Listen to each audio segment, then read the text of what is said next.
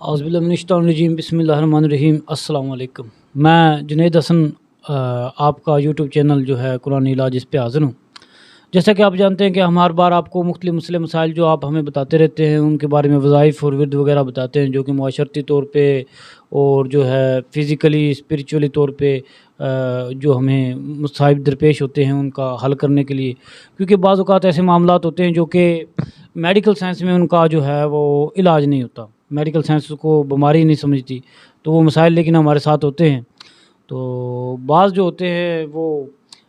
Physically ہوتے ہیں، جن کا فزیکلی علاج کرانے کی بھی کوشش کرتے ہیں، لیکن فزیکلی ان کا علاج جو ہے وہ اویلیبل نہیں ہوتا، تو اسپریچولی سائڈ پہ ہمیں جانا پڑتا ہے، اس چیز میں روحانی سائڈ پہ جانا پڑتا ہے۔ تو پھر دیکھتے ہیں ہم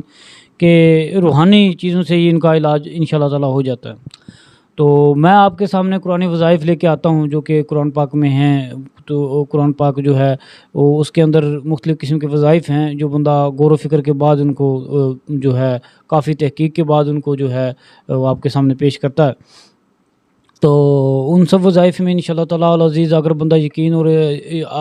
پورے جو ہے بھروسے کے ساتھ ان پہ عمل درآمد کرے، 5 ٹائم کی نماز ادا کرے، تو انشاءاللہ العزیز وہ جو ہے اس میں کامیاب ہو جاتا ہے اور اس کو جو بیماری جو مصائب درپیش ہوتے ہیں وہ ختم ہو جاتے ہیں۔ تو اسی طرح کا جو مختلف مسائل جو ہماری زندگی میں آتے رہتے ہیں وہ سب آپ کے سامنے ڈسکس کرتا ہوں۔ کسی بھائی نے پوچھا تھا کہ اگر اولاد نافرمان ہو جائے تو اس کا کیا حل ہوگا،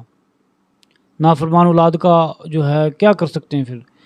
تو ان کو سمجھانے کے بھی جو کوشش کرتے ہیں، ان کو ہر قسم کا جو مسئلے مسائل جو ہے وہ کر آگے جو معاشرتی طور پہ جو کر سکتے تھے، پاسبلٹی تھی، وہ کیا۔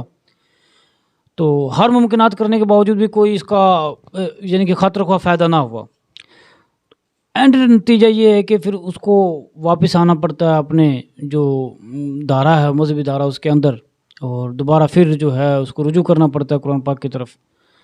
تو اس کو سب سے پہلے یہ چیز دیکھنی چاہیے کہ جو اپنا بیٹا ہے، جو بندہ بیٹا نافرمان ہے، گالیاں نکالتا ہے، بات نہیں مانتا، ٹھیک ہے، ہر طریقے کار سے جو ہے وہ اس تنگ کرنے کی کوشش کرتا ہے اور وہ قابو نہیں آ رہا کسی طریقے سے بھی، مار کے استعمال کے ہر طریقے سے دیکھ کے قابو نہیں آ رہا، تو اس کا علاج یہ ہے کہ اس کو اپنے پاس بلا کے صبح کے ٹائم فجر کی نماز سے جب آپ پڑھ کے آئیں تو اس کے سر پہ ہاتھ رکھ کے 111 مرتبہ آپ نے پڑھنا ہے، یا حیّ یا قیوم برحمتک استغیث۔ جو وظیفہ آپ کو بتا رہا ہوں یہ آپ کی سب ٹائٹل کی صورت میں آپ کی اسکرین پہ بھی شو ہو رہا ہوگا، تو آپ نے پڑھنا ہے یا حیّ یا قیوم برحمتک استغیث، یہ آپ نے 111 مرتبہ پڑھنا ہے بچے کے سر پہ ہاتھ رکھ کے۔ انشاءاللہ العزیز آپ اس کو 11 دن تک کریں گے تو 12ویں دن آپ کا بچہ جو ہے اس میں آپ تبدیلی محسوس کریں گے، اور اپنے بچے کو بھی جو ہے اپنے ساتھ نماز پڑھنے لے جائیں، اور انشاءاللہ العزیز وہ جو ہے اس کا جو بدی والا ذہن ہوگا وہ چینج ہو کے نیکی میں تبدیل ہو جائے گا، اور انشاءاللہ العزیز آپ کا بیٹا ٹھیک ہو جائے گا۔ اسی بات پہ اپنے ہوسٹ راؤ جنید حسن کو اجازت دیجیے۔ اپنا خیال رکھیں، اپنے اس یوٹیوب چینل کا خیال رکھیں۔ اللہ حافظ، بائے بائے۔